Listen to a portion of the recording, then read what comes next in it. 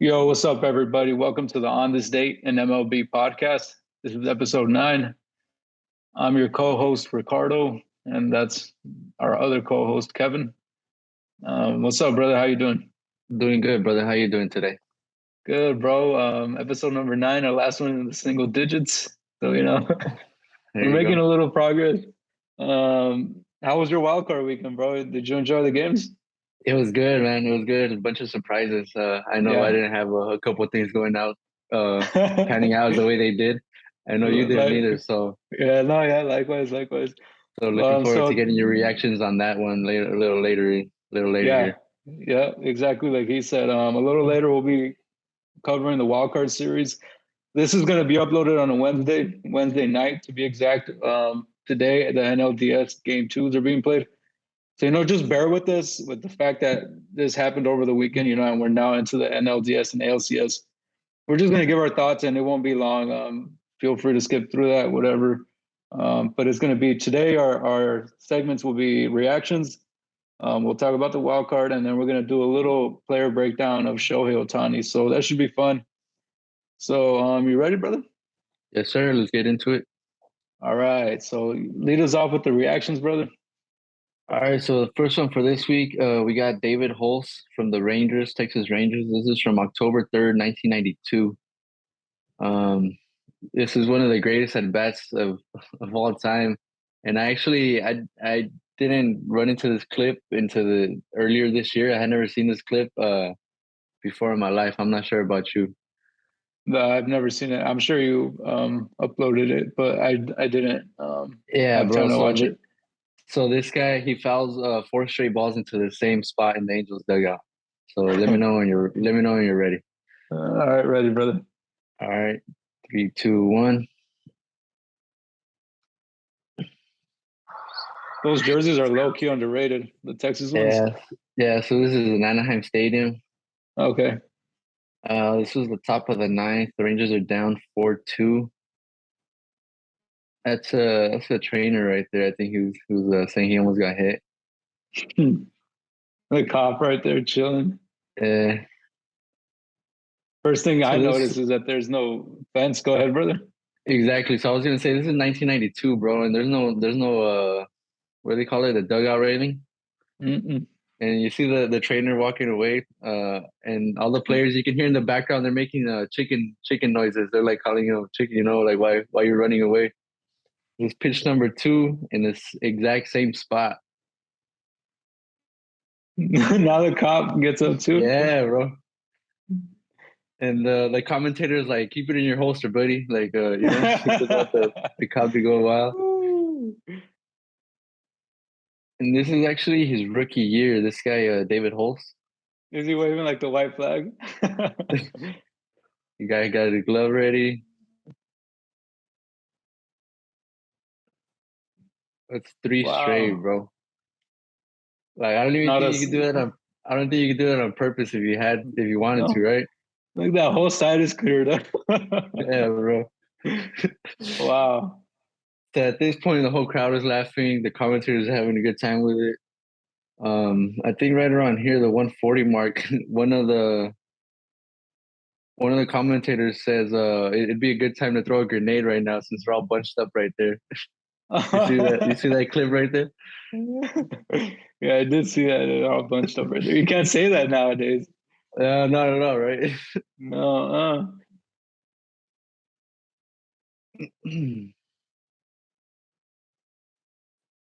And of course, four straight, bro. That This scene is this is something else. this is one of the most memorable bats of all time, bro. Like, look at that. Look at that clip. Wow. That was probably the softest one out of all of them, too, huh? Yeah, yeah. And it looked like it was the one that was most inside on his hands, and he jammed them, and he still did that. So he finally gets the ball and play on the on the fifth ball, I think that was. And now they all go back into their the normal spots in the dugout. I just thought this was hilarious, bro. So I couldn't believe it was 1992 and they still didn't have dugout railings. So of course I tried to investigate that, right? And Uh-huh. I couldn't find anything solid. I did find a blog, but which of course isn't that trustworthy, right? Yeah. That said that they started in the late '90s implementing those dugout railings, and it wasn't Mm. complete wide league wide until 2002. Wow. So I'm not sure how true that is, but we'll probably have to pick some of the brains of some of our older followers to get their feedback on that, bro.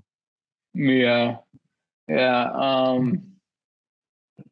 As a player, it probably becomes second nature being down there, bro, without a dugout railing. Because I mean, you're not always looking if you're in the dugout, you know. Exactly. That's what I was thinking. Like they were back then, were they much more engaged? Like you know how nowadays they got the iPad going, and they couldn't be Yeah, doing that yeah, stuff back bro. then, bro. We were playing with Now, fire.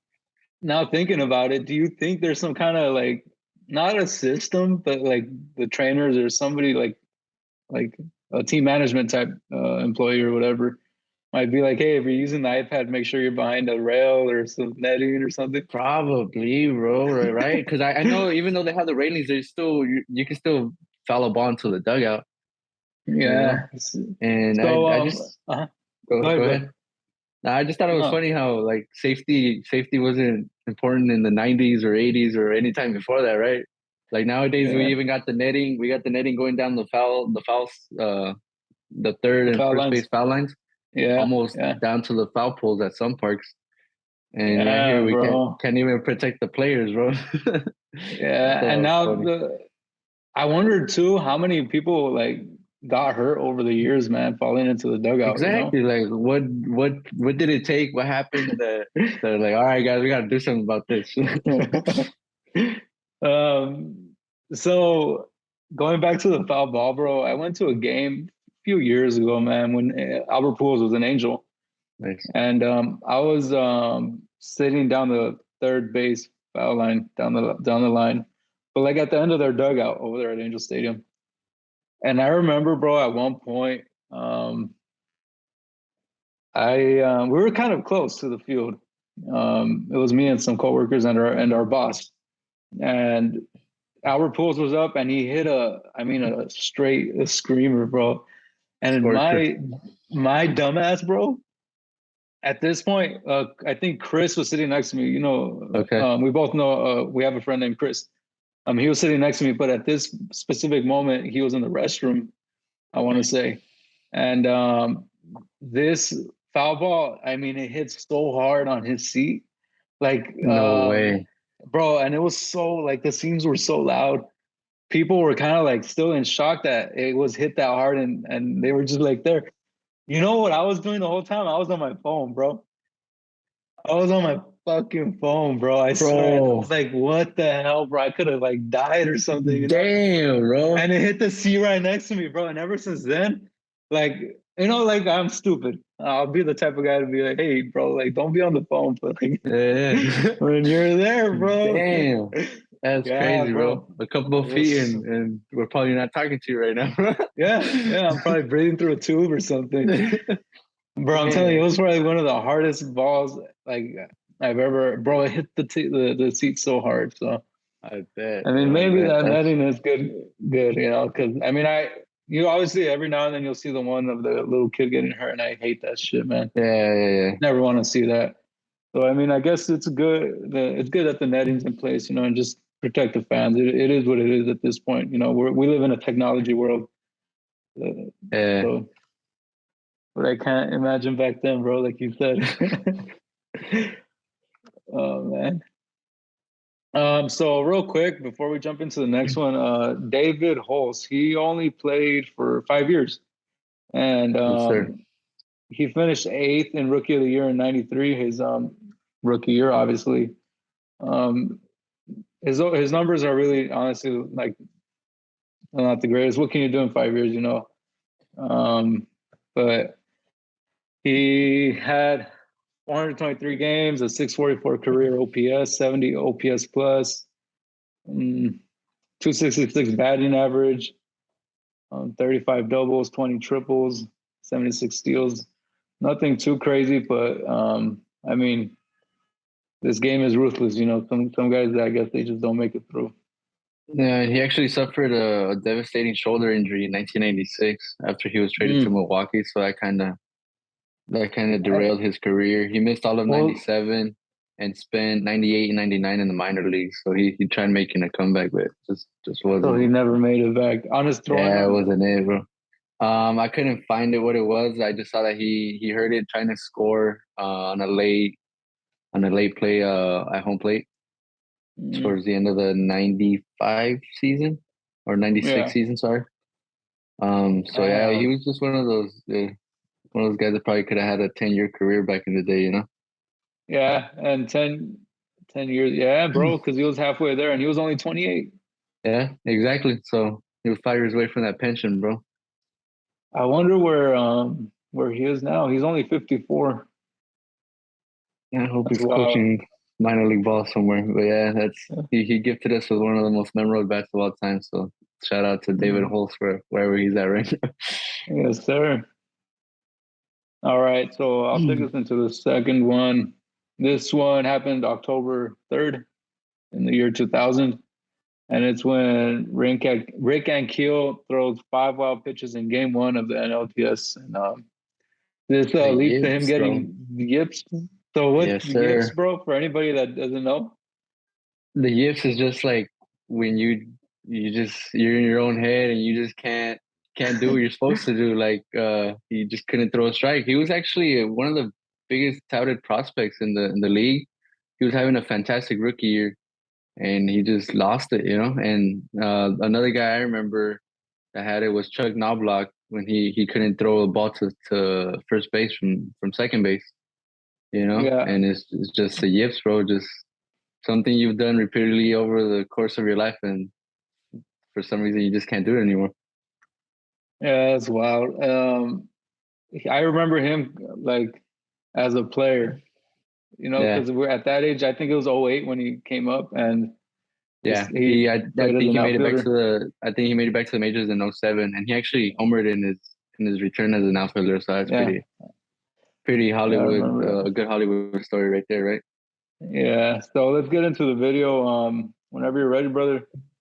Yeah, just real quick before we get into it. So this was game one of the division series. He's a 20-year-old, bro. Well, he turned Oh, 21 in the middle of the season. So yeah, just keep that in oh my mind goodness. while we get into this. Well, what were you doing when you were 21, right? Definitely not starting a game one. Mm, not much, bro. I'll tell you that right now. I wasn't doing much. Oh shit! I wish we were doing this at 21, bro. Right? Okay. Love that. No, good shit, bro. Ready, brother? Yes, sir. All right. Three, two, one. I feel like that one could have been blocked. Is that So Maddox? yeah, that is Maddox. He walked him to start the inning. Good base running by Maddox this inning, eh? So that's the second one right there. That's actually backup catcher Carlos Hernandez. 11 days earlier, the starting catcher Mike Matheny cut his hand with his knife that his brother gifted him for his birthday. So Oh, I he was love it. lost. Yeah, And that was a and this young guy, Andrew Jones. yeah, and this catcher, backup catcher, had a bad back. Oh, bad. Oh, But yeah. Now raw, that one bro. you couldn't do anything about. I would say Yeah, the first bro. three are a little bit, like, hey, man, And look how the both of catcher throws them. the ball back. Look how the catcher throws the ball back to the pitcher. This guy's fed up, bro. Me vale madre, yeah. Especially with this rookie, bro. Like, come on, bro, get your shit together. That one probably could have been blocked a little better. Oh man, that sucks, bro. So they Like were winning imagine, 6-2 right there. Like, bro, I couldn't fathom to imagine what kind of headspace Rick Ankiel was at that moment. I would have probably ran off the mound, you know, or yeah. just started staring at Larusa like, take me out, bro. Like, what are you doing? And touching back on him on the catcher, bro, a more experienced catcher would have probably calmed him down. Yeah, would have Instead gone of out that there. I that mean, type of body language, like you said, where he just throws the ball, like, damn, bro, you're not exactly. helping, bro. That's gotta be You're not messing with his helping, mind bro. even more, right? Yeah, you're right, bro. I didn't even think about that. Yeah, bro. So just real quick on his prospect status. He was a high school player of the year after he struck out 162 batters in 74 innings in his senior year. Hmm. He was the minor league player of the year, and he entered the 2000 season as baseball's top prospect, bro. And in that year 2000, he was actually 11-7, 3.5 ERA, which was kind of high. 194 strikeouts in 175 innings, 4.1 WAR, which was the highest among the Cardinals pitching staff, which Wow. is probably why they started him in game one. But I also read that the Cardinals they wanted their ace, Darryl Kyle. They wanted him to slot into game two and for him to be able to pitch game five on 3 days rest against Tom Glavine. Because you Mm. remember those Braves, they had Tom Glavine, Maddox, and I'm not sure they had Smoltz at that point still. And he actually finished second in Rookie of the Year voting that year, bro. He got 6 first place votes, and probably what was a foreshadow for the future. He had a 250 batting average, 17 hits, 2 home runs, 9 RBI, and 8 runs as a pitcher that year. Wow. So he was a solid dude, you know. Just baseball gods weren't smiling on him that day. It's crazy to think about because now like these players have like mental health coaches and things like that, and you wonder like it just goes back to like the measures they had like in regards to the railing. Like they have all these different measures now in place to make the obviously the railing it goes for the players too, but the netting goes for the fans. But generally the players, you know, they are Right. the main attraction. So we want them all healthy and playing full force. But it's different how like it's crazy how now 2022, you know, the measures are very extensive to, like from mental health to like the iPads, you know, like Yeah. things like that. And real quick, what I mentioned earlier, Kevin and I mentioned earlier, is that he made a comeback in 2007 as an offensive player, as an on-field like a defensive offensive player, whatever you want to say. And in 2008, and is when he played 120 games. And that Nice. season, I remember he was like the talk of the town, bro. Yeah. He was all Yeah. over He was. ESPN. Yeah, and real It was quick, just it was a great comeback story, bro. That you're yeah, right. That was yeah. And bro, I was young. We were both young, but I wasn't old enough to understand that transition and how significant it was for a player it's to go from crazy, bro. pitching to hitting like that. It's like uh, like he could have been like a Ohtani back then, you know, or I don't know. Exactly. Yeah. Anyway, You're right. 120 games, 843 OPS, 120 OPS plus, 264 average, 25 bombs, bro, 21 doubles, 109 hits, 71 RBI. I mean, those numbers are solid, man. Yeah, bro. He was a solid hitter, you know. Yeah, it's kind of just going back a little bit. So in 2004, he told the Cardinals he wanted to retire, bro. Like, he was just done with it, you know. They sent him back to rookie ball, try to get him, you know, his mechanics squared up and all that stuff. And he just wasn't having it. And the Cardinals were actually the ones who brought it up to him that they wanted to turn him into an outfielder. And like you just mentioned some of his stats, he was able to put in 7 major league seasons as an outfielder. 536 games of his 587 career games were in the outfield. So that's got to be one of the greatest comeback stories of all time, right? Not just in Yeah, baseball, but in all the sports in general. yeah, yeah. And just real Um, quick, I want to get your thoughts on La Russa, bro. So, because one of the guys commented, he's not a La Russa hater. Let me give him a shout out. Union Mike 03. Not a La Russa hater, but he feels that La Russa left him out there to die, bro. Like that had to be hard to watch, you know? yeah. Shout out to Union Mike because he's always commenting. So shout Yes, out to sir. you, brother. Thank you for supporting. Yeah, thank you. Yeah, bro. It goes back to like the catcher, bro. Like there's these guys that gotta go and talk to your guy, bro. Go calm him down or send the pitching coach out there, man. But you're right, bro. It's kind of crazy to think about that. There was no maybe the lead had something to do with it, but Yeah, that's true. But still, bro, like maybe after the third wild pitch, like, hey, bro, like, come on, like, bro. Like, hey, I buddy. don't know. And just a little just a little more. So they actually moved on to the NLCS, and he started Mm. game two of the NLCS. He was pulled after 2/3 of an inning, threw another 2 wild pitches, and he pitched in relief in like game four, I want to say. Uh, yeah, game four, and threw another 2 wild pitches, bro. So it was just the yips was real. That's wild. Sorry about that, guys. Had a little bit of an issue right here in my apartment, but Kevin and I just shared a funny laugh. Anyway, brother, let's get us into the third one, please. All right, bro. The third one, this was just from October 4th, 2003, Game 4 of the NLDS. This is probably one of my favorite plays of all time, just because of I love that catcher's collisions. It Hmm. it's just a good defensive play all around. Let me know when you're ready. Ready, brother. All right, 3, 2, 1.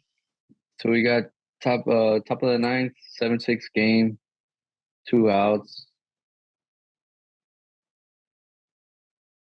Bro, such a bang bang play. Look at that. He knew right away too. That Pudge plays so iconic, bro. Him holding that ball like that. Where he goes like that, huh? Yeah, man. That was 2003, bro. I was in third grade, but I remember this play out so vividly, bro. So like, the Bro, young Miguel Cabrera right there. Look at that. young Miggy, that never fails, bro. I fucking love seeing footage of young Miggy, bro, because that literally takes us back to our childhood. Yes, sir. Um, So that was just such a bang bang play, bro. Like mhm, Conine for him to be able that ball was off the end of the bat. It could have fooled him the way he played mhm, that ball. He charged it all the way, and he could have easily banged off his glove, or even the ball was a little offline, but Pudge was still able mhm. to catch the ball and cover the plate. Just a good baseball play all around, bro. I love that. Like there's something to be said for a walk off home run for a game to end like that, but for a game to end like this, I just love it, bro. I agree. And then going back to what you said, being a great baseball player overall, that screams IQ all over it. Like you said, Yes, sir. um, Jeff Conine had the brains to just charge full charge. Obviously reading the ball very well, and Yep. Pudge catches a ball which is a little bit off the line, and what is bro literally jumps in front of the guy of a Well, his grown ass whole man body, that's bro. running. Yes, sir. Yeah, bro, like that's all instinct, bro. That's all instinct. You can't teach that shit, bro. You Yes, can't teach. sir. How do you teach that, bro? Like what? You Like can't. you You don't. can't, bro. No, it's just Um, baseball 101 instinct. one of the questions I wanted to ask you right now too, as the video played, how pumped up do you think you felt, bro? Oh, bro, Like, that's that's baseball bliss right there, bro. Like, mhm, and I yeah, have no problem with the third base coach sending him. Like at that point, you gotta make that left fielder make that play. And mhm, so like I mentioned, that was game 4, and the Marlins had actually dropped the first game, and they came back and won game 2 and won game 3 in extra innings. So the Giants were in that series the whole way. So I have no problem with the third base coach sending the runner. And the Marlins actually scored 2 in the bottom of the 8th to break the 5-5 tie. And they're right there, bro. So one thing that one of the comments I saw, forever underscore slip, said they had nobody else to pinch run for JT Snow. He was kind of dragging ass around those bases, bro. But That's a I great couldn't question. I couldn't find anything on their playoff roster, but I did see that they used 4 pinch hitters that day, so maybe their bench was empty. Mm. Not sure what that situation was looking like. I probably could use the pitcher. I don't know. But Jeff Uh, Conine was actually 37 in that clip, bro. So old man was still doing it. And he was actually on the 1997 team that won the first ring for the Marlins. So I thought that was pretty cool. yeah. And so for those youngins, bro, those are our young supporters of our the young ones in our community. Aside from Pudge being like one of the all-time great defensive catchers, the man can hit, bro. That guy was He hard was hitting. Yeah, a machine, bro. Machine. yeah. Up to that year, up to '03, he was 31 years old, and I just want to cut through some of his offensive stats. 114 plus OPS of 832, uh, 380 doubles, 1,875 hits, 914 RBI. It's just the offensive numbers were nuts, bro. Like that catcher off and offensive combination is very rare. It's very rare, and he blessed the diamond for a long time. I feel like him and Mike Piazza were kind of the ones that kind of started transforming that catcher's position into an offensive position. Even Yeah. though Pudge's defensive metrics were far above and beyond anybody else's. And I thought it was weird how that was his only year in Florida, bro. He signed with them as a free agent in the offseason, and they just let him go after that at the end of the year, bro. That's such a weird Marlins team that year. And he actually Got had the his highest ring, WAR on that team, bro. and He he had the got his highest WAR ring. on that team. Wow, Yes, that's a sir. nice one too. The war. What about this, brother? After '03 is when they started. Not immediately after, but like around '05, '06 is when they started letting go. Huh? They started clearing house with Dontrell Willis and Miggy. Right away, bro. Right So after the then World Series team. maybe for them, they were like, we're not gonna pay you money, Yeah, like what I no. mean, like we're not gonna pay you money. We're not gonna give you those big stacks, and maybe that had Yeah, something to do with it. That we're yeah. negotiating Of some stuff. course, they got their ring, and that's what they wanted. And I think shortly after was when they traded away Miggy and got and yeah, and they traded away Willis in that same trade, didn't they? No, that was a different one. Um, Dontrell, I think that was a different one, wasn't Now I gotta look it up, bro. it? Dan Dontrell was 21 years that year, 21-year-old that year, bro. And when they won the ring that year, that's great. Every now and Uh, then he's there's been a few times where he's liked our stuff or commented. So shout out to I him. was gonna ask you, what do you think about him as an analyst on? I think he's on Fox, right? I like him a Yeah. lot, bro. I fucks with him. Yeah, I like him too, bro. I also noticed too that MLB Network had Jazz Chisholm on the other day, which was cool. No way, They that's cool. yeah, I think this was last night after that Mariners Astros Mariners game. What a game, bro! What a game. So yeah, he was traded away in 2007. Dontrell was Oh, just okay, so you so know. a little later, huh? Because maybe it Yeah. was So 06, I want to say. yeah, just a little more on this Marlins team. They actually went on to win the ring, of course. They beat the Cubs with that Bartman play, Hmm. and that was a good playoff run in 2003 for them, bro. Yeah, yeah. It's crazy how they won in '97 as well, right? Yes, 97. And then they just cleared house again, and And I wow, did it's wild. one more thing I want to throw at you. They're in 97 they were 15th out of 16th in National League as far as attendance goes. Uh, '03 same thing, 15 out of 16th. And I think that's crazy, bro. Like, how can you have a World Series team and just not have a sport? yeah, It's bro, that's gotta be wild. tough, right? Yeah, I wonder what like obviously, but I mean, bro, Miami, Florida, wherever, whatever you want to call it, like they're right next to the Dominican and all that. Like Yeah, bro. you'd think that there'd be fans of the ass over there, bro. Especially Just with that yeah. nice weather. Hmm. Yeah, shout out Pudge, bro. It was fun watching him. We at our age we got to appreciate the end of his career, versus we didn't really understand what we were witnessing when we were young kids. Yeah, during his heyday in Texas. Hmm. Hmm. So we'll wrap the reactions up with that one, brother. Those were good ones. I liked them. Uh, and we talked about it without talking about how they took that rule away. You can't have collisions anymore. Ah, bro, like it takes art out of playing defense, bro. Like, Yeah. it was an art. Just like I'll say it till I'm blue in the face that second baseman that you don't have to be as talented anymore. Catcher, you don't have to be as talented anymore. Like, it's Mhm. taken away from the game. And one more thing I want to throw at you, and you know how it was a bang bang play, Yeah. um, and 90 feet between the bases, and whoever came up with that shit, I don't know how they did it, but it's just perfect. It is. So just thinking going forward with the bigger bases, it's not 90 feet anymore, right? It's like 89 You're feet or whatever. right.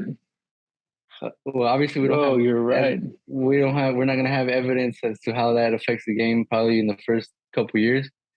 But just think about how that's gonna change the different bang bangs plays.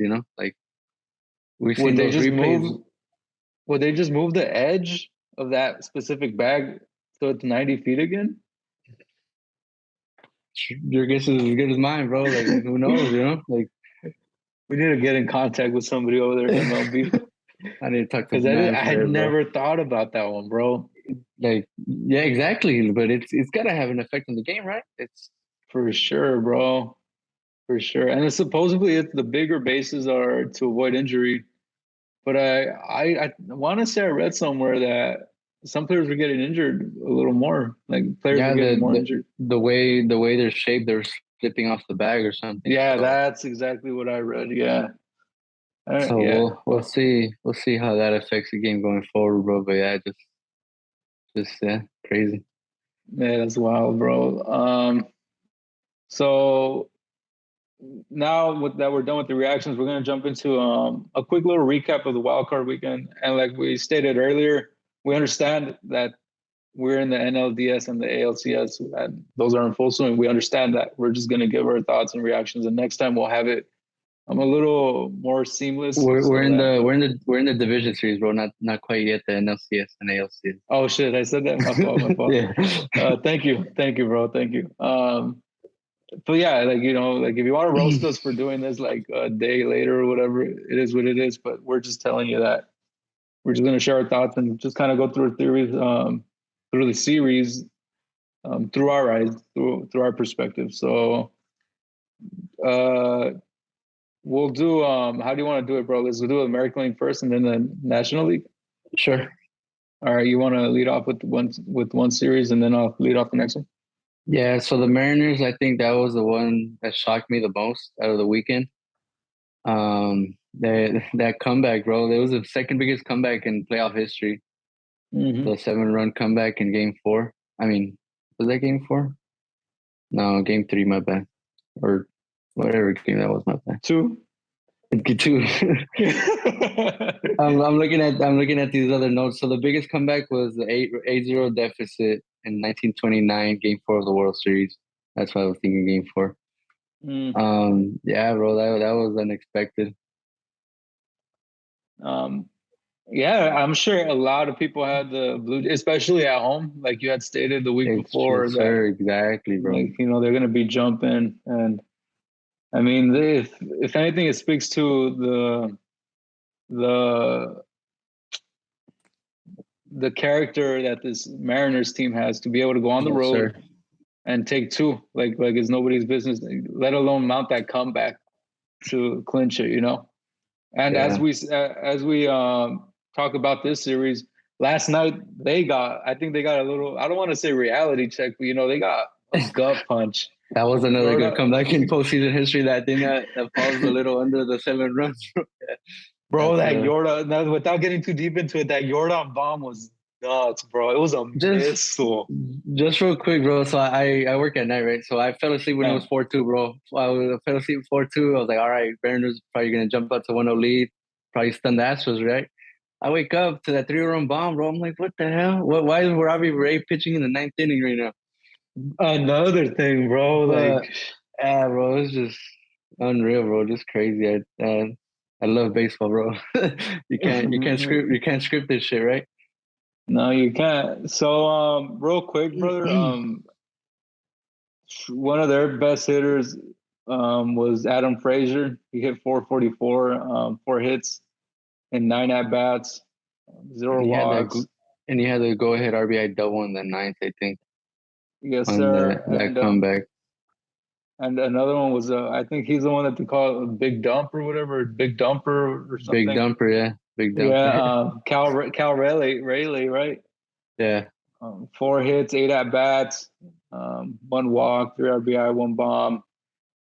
And the for the Blue Jays, what I have here is Chapman, 429, Santiago Espinal, but like the guys that you would assume 250 from Bo Bichette, Vladdy, 125, like they weren't really present for them.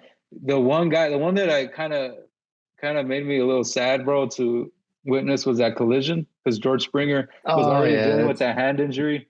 that kind of And sucks. Yeah. yeah, bro, and he's one of my favorite players to watch, just because I think he's so good overall, especially at I think he leads off for them, and it's just he's a bad He's player, a bro. good He's a leadoff hitter. He's a badass. good Yeah, leadoff hitter, bro. Yeah, I like yeah, him a lot. You're right.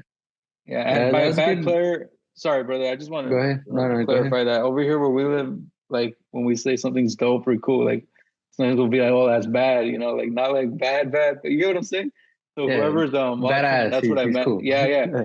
But I'm just saying bad. He's a bad player, bro. He's badass. That's a Yeah, bad go ahead, man. Yeah. brother. Yeah, I didn't mean to cut you off. Go ahead, brother. That's a good Mariners team, bro. So I just saw right now they were 44-37 on the road this year, Mhm. and 38-33 against teams above 500. So they were with it, bro. They were up for the challenge. Yeah. Good for them. I definitely did not have them winning that series. I did just on the storyline. Right. And Um, the other American League series, the Indians just shut out the Rays, bro. The Rays kind of just kept playing how they finished the season. They lost 5 straight to finish the season, and they finished 2-8 in their last 10. So hmm. that series kind of went how we imagined. Yeah. That second game was kind of wild, bro. 15 innings. I think that's the longest. They went to the longest ever postseason game without a run or Okay. something like that, right? But just all together, bro, 4 runs from both teams combined in 2 games. That's kind of nuts. So, Yeah. definitely a pitching battle. Definitely a Yes. pitching battle. Yes, sir. I'll highlight a couple of their offensive players. For Tampa, Vidal Brujan, 500 batting average. Although he just went 1 for 2. Well, I like the Rays only had 9 hits altogether, so that's not all, not that bad, I guess. Isaac Paredes. Sorry, I just got a phone call. Isaac Paredes, who I root for because he's Mexican. I don't know Yes, if you knew that. sir. Yes, Yes, sir. sir. Of Love it, course, love yes, it. sir. Hell yeah. Gotta. And I love going back to the love all the Mariners, Mexicans playing in the league, yeah, bro. Andres Munoz is Mexican too, right? If I'm not Yes, mistaken. sir. Yes, sir. Yeah, I hate Shout that out he to gave up them. I hate that he gave up a couple runs last night, bro. Yeah, That bothered me. yeah. But yeah, he was one of their shining stars, and that's pretty much it. And then over on the Guardian side, Oscar Gonzalez with a 333 batting average, 3 hits, 9 at bats. Um, Miles Straw, 2 hits, 7 at bats, 1 walk. Not much offense in this one, brother. Nope. Mm-mm.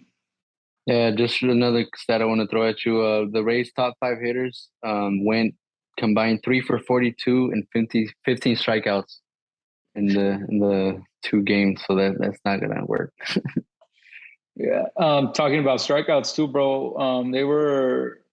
I was watching a preview on MLB Network of the Guardians and Yankees series, and during the regular season, the Guardians had like one of the best strikeout ratio percentages. They were top of the league. They didn't strike out much, but in Okay. the postseason, they're striking out like at a 35% clip. So like Oh they're yeah, a bro. young team, so they're The squeezing.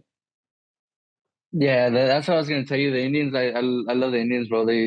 Guardians. Sorry, I keep saying that shit, bro. It's all good, bro. I mean, that's how we They grew up, remind bro. me of a old school baseball team. They put the ball in play, not a bunch Mm-hmm. of home runs. But yeah, it looks like they're striking out a little more here in the postseason. Yeah, they're definitely straying away from their brand of baseball, and it's probably hurting them. So we'll see what they do with the Yankees in Game 2. Right now, as we record this, Yankees have a 1-0 lead on them. But let's jump into the Cardinals Phillies series. Um, That was a shocker. yeah, so Philly swept 2-0, and that first game was wild, huh, bro? Unreal, bro. Unreal. Toward the end. Just just want to throw this at you real quick. The Cardinals were 53-28 at home this year. Mhm. Phillies were 40-41 on the road this year, bro. So on paper, the Phillies were not. They weren't even supposed to be in the same ballpark. That and on top, like to add more insult to injury, bro. Like with all due respect to all the pros out there, they hit a 158 batting average combined, bro. Damn, 549 OPS. that's It's just terrible. wild to think about, bro. It's wild to think about. The Cardinals on the other hand hit 185. It is a short series. So that's something to note. Yeah. But for the Cards, the guys you expected to come up didn't come up. Arenado only had 1 hit in 8 at bats. Goldschmidt had 0 hits and 7 at bats. Damn. Yadi Molina 1 hit and 8 at bats. Pujols 2 hits and 8 at bats. And touching on them now that we're here, and then the last games of their career. So now that's another close chapter. That's right. And a couple eras of baseball. But as we speak, as we record, sorry, brother, real quick, as we record this, Phillies have a 1-0 lead on the Braves. No way, they jumped out to a lead. No, series lead. I'm sorry about that. Oh, the series. I thought you were talking about the game. No, all right, game is 0-0, just in case. Yeah, I have a cousin out in Georgia, and he's at the game right now. So shout out to you, Harvey. He was eating a big ass slice of pizza. Hell yeah. Picture it. $13 pizza, I bet. Yeah, I'm sure, bro. I'm sure. But yeah, this one was a shocker, bro. I still can't get over that error by Arenado and yeah, bro. Especially the defensive Arenado, bro. You can't script it, bro. That's baseball. Yeah, but for sure they'll be there next year. The Cards. Oh yeah, bro. They're like the Astros, bro. They're just always consistently good. But it'll be interesting to see what they look like without their all-time greats, you know. And let's jump into the Mets Padres series now. Another shocker as the Padres win 2-1. It goes 3 games. This one had this series featured Scherzer getting booed. Just like things you don't think like that are just wild. And the one game that DeGrom pitches, of course, he wins. That the Padres really came out and I want to say they made a statement, right, man? Like, yeah, bro. I a little think more so. respect. I think so. Yeah. Mm-hmm. Yeah. So the Mets won 101 games, and obviously nobody cares about that because they lost these 2. So it was just unreal, bro. Like I wanted to get your feedback on this. So the Mets ended up being tied with the Braves for the division, but the Braves had the tiebreaker head-to-head matchup, right? Mm-hmm. But in previous years, they would have gone to game 163 for the division, and this year they didn't. So that kind of throws things up in there, you know. Should the Mets have been playing in this series? Like, I feel like the Mets had a storybook year, and it's a terrible ending for them. I was really pulling for them, bro. But yeah, they just didn't show up. And I also want to get your feedback on that Musgrove stuff, bro. I kind of feel like he was cheating, bro. That his ear looked like a glazed donut, bro. What the hell? How do they not find anything on there? You think he was cheating though? Even though the other day he said that he's ashamed to wear the Astros ring because they cheated.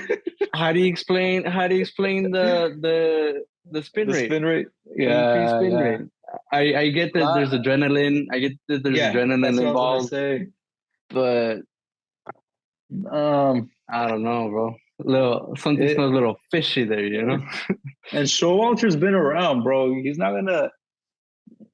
He said what Musgrove said that they were desperate, and I understand there's a little bit of desperation there. You know, you're trying to shake things up. I mean, you're getting one hit at that point. Go ahead. Yeah, and Showalter's been around, bro. He's not that type of guy, that type of manager, like to be pulling like a gimmick like that. You know, he's been around. He's not like he's not doing that shit on purpose. So real quick, did you have a problem with him sending the umpires out there? Because I've been listening to a bunch of talk radio, and some people have a problem with it and some don't.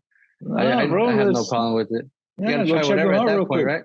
Yeah, go check them out, bro. Like, it just is. It's a part of the game, bro. It's a part of the game, and if it does fuck them up, bro, it worked. Guess what, bro? It's on the pitcher, bro. It's on the pitcher. You got to be able to go through little shit like that and still keep your cool and keep going, bro. That's why you're a pro, you know. Things like that shouldn't faze you. But Yeah, man, it sucks that the Mets got rolled out like that, man. It's what did you tell me last week, bro? They were in first place. The Braves were only in first place for like 5 days. And the Mets 170, bro. Like that's such a gut punch. And just real quick, it's gonna be a completely different Mets team next year. Um, they got a bunch of unrestricted free agents and then some players with options. I'm gonna just run real quick through the list. Jacob Mhm. deGrom, Carlos Carrasco, Edwin Diaz, Chris Bassett, Trevor May, Brandon Nimmo, Taiwan Walker, Adam Ottavino, Tyler Naquin, Seth Lugo, Trevor Williams, Michael Givens, Daniel Vogelbach, and Tommy Hunter. So that's gonna be a Wow. different Mets team next year, bro. Yeah. I And yeah, mean, we'll see, man. We'll see if the Mets can keep it up. it's just wild, bro. Like you said, bro, like you gotta feel for the players sometimes. They are pros, they go home to their big homes or whatever, but 100 wins, bro, 101, whatever it was, and nobody's gonna remember. Nobody's gonna remember. Nobody's Exactly. gonna remember. Shout out to the Padres though, man. Like they don't Yeah. have Tatis, they don't have Tatis. They're still persevere. Yeah, you know what, bro? Yeah, let's touch back a little bit on the Padres, bro. You got to give a lot of love to them, especially because they play under the thumb. It seems like they play under the thumb of the Dodgers. That's what I was gonna say, bro. So I think they sorry to cut you off, bro, but so No, they you're good. You're had good. they had 89 wins, bro, and they lost 14 games to the Dodgers head to head this year. So put them in another division, they probably win 95, 97 games, maybe. Yeah. Hmm. Yeah, and I mean they are in the division with the best team in the league, bro, which has been what to the playoffs in the last 10 straight years. Like they're in a division with the juggernaut, bro. So Yes, if sir. anything, it makes them tougher. And me for from the entertainment aspect and just for the Padres, I want it to go 5 games. I want some Yeah. excitement in that division. I want whoever wins, like whatever. I'm assuming it's going to be the Dodgers because their depth is just crazy. But I want this one to go five. This I'm talking about the NLDS Yes, because sir. I wanted to just keep adding salt to that rivalry, bro. So next year the Yeah. Padres Yeah. have come back with a little bit of a chip and with some blood on their minds, bro. Yeah. Yeah. You're right. But yeah, good thing you brought up the Padres, bro, because we were right there sulking for the Mets a little bit and feeling bad for Yeah. them and fans. But yeah, man, you gotta shout out the Padres. Gotta give them their due. You're right, bro. Yeah. Yeah, bro. Yeah, for sure. At the end of the day, bro, these guys are, to wrap up this wild card shit, they're playing a hard sport, bro. They're playing at the highest level. They've been at this point, they've been playing for 6 months straight, and you gotta give them credit, bro, for being able to continue to show up and do their thing. You want to jump into the last segment, bro, or do you have anything else to say? Yeah, that's all I got on that one, bro. Let's get into the unicorn. Shohei Ohtani. So this is real quick. I'll explain it. This is going to be a breakdown. This is our first time doing a breakdown, so just bear with us. We'll get better at this, and we'll just we'll learn. I mean, you guys, it's episode 9, and this is something that's very new for us. And um, feel free to share your thoughts if you don't like that we didn't feature something, or if you have some tips. Feel free. So you want to lead it off, brother, or do you want me to start it off? No, just real quick. I'll start it off with some bio info. Perfect. Bats left, throws right. He's 6'4", 210, just a machine, bro. He was born July 5th, 1994, which is a year after me, so that's great. It makes me feel great. Uh, he went to high school in Hanamaki. I'm probably butchering this name. Hanamaki Higashi in Iwate, Japan. The lefty Kikuchi from the Blue Jays went to the same high school. I thought Oh, that was pretty wow. cool. So the Dodgers, Rangers, and Red Sox were interested in signing him out of high school. And Ohtani actually, it stated that he wanted to play in the major leagues after high school, and he told the Japanese teams to not draft him. And he actually ended up getting drafted, of course, in the first pick by the 2012 draft. And their draft is a little different from ours, from the Major League Baseballs. It's not like from worst team to best team. Every team chooses a player, and if nobody chooses that player, you get them. So it was kind of Oh, a okay. weird system they got over there. Like a So yeah, he waiver was type system, huh? yeah, kind of like that. And if two teams have the same player, they have to bid for them. Like it's a competition between those two teams or whatever. So he Mm, was the first pick in that 2012 draft. Made his debut in the Japan Baseball League over there, the NPB, excuse me, on March hmm 29th, 2013, bro. He was an 18-year-old and they stuck him out there in the outfield, bro. Well, what were you doing at 18, man? That's crazy, right? Not much, bro. I wasn't doing much. um, just just real quick, some stats from his Japan time. Mm, Win loss record. So they use him as a two-way player over there. Win loss okay. record was 42 and 15. Earned run average was 252, excuse me. 624 strikeouts and 543 innings. Batting average was 286, 45 home runs, and 166 runs batted in, and just a little over 1,000 plate appearances. Mm, wow. Yeah, 18, huh? That's nuts. So since you just read those, let me lead off into some of his MLB stats. Um, obviously he came over. I got them right here. Came over 2018. He's been playing for the Angels since. 566 games. It doesn't seem like he's been around for that long, huh? No, not at all, bro. 1,986 at bats, and those at bats, 326 hits, 503 hits, 326 runs, 530 hits, 103 doubles, 127 bombs, 342 RBI, an 886 OPS, a 139 OPS plus. Um, elite numbers, bro. Like he already has a Rookie of the Year, MVP under his belt, and his batting numbers, from what I skimmed, bro, they were better Mm-hmm. over here, huh, than they were in Japan, huh? He's hitting way Yes, better. So yes, that's kind of yes, insane. That's insane to think about because, with all due respect to the Japanese league, the best pitchers are over here. yes, Everybody wants to come sir. over here and pitch in the majors. So that just goes to show how much of a talented individual this man is. Um, just crazy, bro, to be blessed with a player like this of this caliber. He's he's a unicorn, bro, and that's kind of why I wanted to talk about him because I don't feel he gets. I know I kind of talked down personally a couple weeks back when we were talking about the MVP race, Mm-hmm. but Ohtani is ridiculous, bro. He actually had a better year this year than he did last year when he won the MVP, right? Mm. And it's just unreal because I know people like to compare him to Babe Ruth, but when Babe Ruth was doing it, when in Simon Boston, he was almost primarily a pitcher, you know. Mm-hmm. He did hit, of course, but because there was no DH back then, right? He had to hit. And Yeah. after he went to the Yankees, he he kind of didn't. He stopped pitching almost completely. He did pitch here and there, but he was not on the starting staff, you know. So I don't feel like Otani gets enough respect or credit for what he's actually doing, bro. He does it both, man. Like he should be Yeah. getting two salaries, bro. Like what the hell?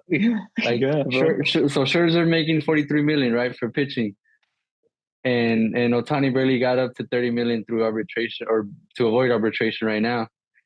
He could be getting 30 million as a hitter alone, you know. Yeah, So bro. And it's just okay. crazy. And one more thing I wanted to throw at you. Mm-hmm. So he came to the MLB at age 23, right? If he would have waited 2 more years at age 25, he would have had a bigger contract. He would have had to the ball club would have had to give him like if he would have been an unrestricted free agent almost. Yeah. But because he did it when he was 23, they treat it as an international signing bonus thing. So he got a 2.3 $1 million signing bonus, and he made 545,000 his rookie year, bro. Like I kind of want to give him more credit because he kind of bet on himself. He could have waited a couple Hmm. years. He was having a lot of success over there. He won an MVP over there. He won a bunch of stats over there. He even had the record for the fastest pitch. I think it was 102.5 miles per hour at one point. In It their was, history.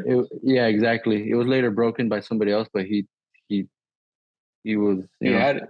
He had the he record. had it for a while. Yeah, so he's amazing, bro. Just kudos to Yeah. him, bro. And just for perspective, I mean, I know they talk about it in you hear them talk about it in sports channels or whatever, but like it the little stats or little gems that he brings along are nuts. Like one of the ones from his MVP season, on the 29th of June, he started at Yankee Stadium. He hit two bombs. The next day, he started on the mound. He became the fifth player to hit at least two home runs in a game, then start the next game for the team. He joined Babe Ruth 1930, John Clarkson 1887, bro. Bob Caruthers 1886, and Monty Ward in 1883. That's according to the Elias Sport Bureau. Okay. On the 12th, literally a couple months later, started the game in the leadoff spot and got the pitching win. The only other player to do that since at least 1906 was Charlie Jamison in 1918. I mean, the stuff he's doing, like you don't see it. That's what people try to Yeah, get across. It's just incredible, man, that he's really like doing things that haven't been done in over 100 years. And it exactly. just it also like kind of makes you like, damn, bro, like this sport is so old. Yeah, yeah. So much, It's so much so history, wild. bro. Yeah. So much history, and like you mentioned, bro, he was the first player in history to be an all-star as a pitcher and as a hitter. Like just the things this guy's doing is unreal, man. He's a Mhm. unicorn. And Yeah. just real quick, one Mhm. more thing I wanted to throw at you. So remember when they were doing when he was coming over from Japan and all the teams were courting him or whatever. So I read that before he did that, he sent out letters and he had meetings with teams asking him how he was going to be used by each team. Um, And the Dodgers were actually ones that told him, "No, you can't do both, bro. You gotta hit." whoa. So just imagine that, That's bro. wild. Imagine if the Dodgers would have got him, bro. We would have never They we would have never seen this. would have never lost the game, bro. What the hell? Like, Yeah. Wow. just crazy, bro. Yeah, man, definitely a joy to watch him play. Um, one of my favorite players to watch because we're just, I mean, we're not gonna see this for a long time. Nah, bro. Do you think there's gonna be more two-way players as as we get older and as new eras start to usher in? Probably. I don't see anybody doing it to the caliber of this guy. You know, That's a great point. especially Yeah. I don't know, bro. Like I feel like once you're coming up, especially during high school and especially during the college days, they want to groom you to be, one thing. They don't like they don't let the pitchers hit and stuff. Like they want to protect that arm. Yeah, Like and it's gonna be very rare, and I don't see anybody doing it to the caliber of Ohtani. Like I'll be very shocked if we see another uh, Ohtani. on top of that, bro, he hasn't dealt with much injury, right? I mean, He has a little here and there, a little. I yeah, know but like last in the year. beginning, right? Yeah, Because last year he exactly. played 155, and this year he played 157. Okay, so I'm thinking back to 2018, 2019. Yeah, 104, 106 games, I respectively. remember him having some foot stuff for some reason, Right? bro. Cause Okay. yeah, But even then, bro, like durability on both that's sides, bro. crazy. Bro, He played I wonder 157 games what. this year, bro. That's crazy.